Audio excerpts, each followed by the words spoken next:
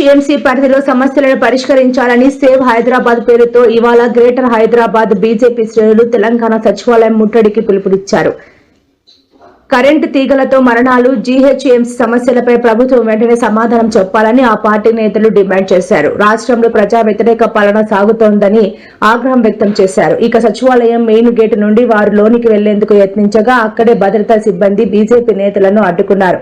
దీంతో కమలం శ్రేణులు పోలీసులకు మధ్య స్వల్ప తోపులాట చోటు చేసుకుంది. ఈ మేరకు బీజేపీ కార్పొరేటర్లను పోలీసులు అరెస్ట్ చేసి అక్కడి నుండి సమీప పిఎస్ కు తరలించారు.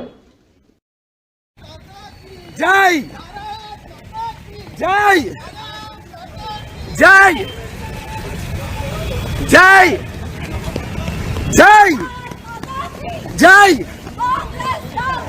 జై भारत माता की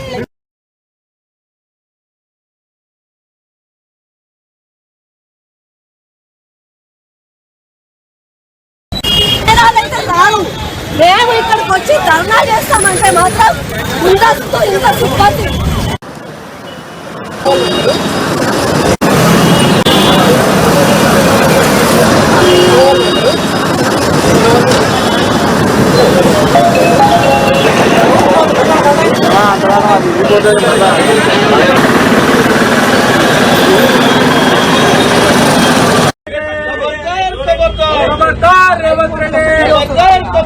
తక్షణమే రిలీజ్ చేయాలి 2 లక్షల ఉద్యోగాలను.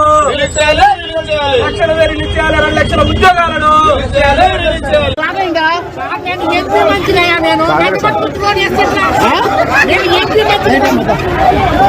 వాళ్ళు చెప్పాలి కదా గుండేటప్పుడు